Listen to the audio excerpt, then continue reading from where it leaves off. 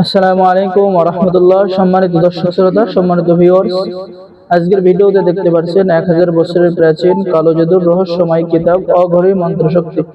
কিতাবটি সংরক্ষণ করা হয়েছে আদি কামাখ্যা লাইব্রেরি থেকে।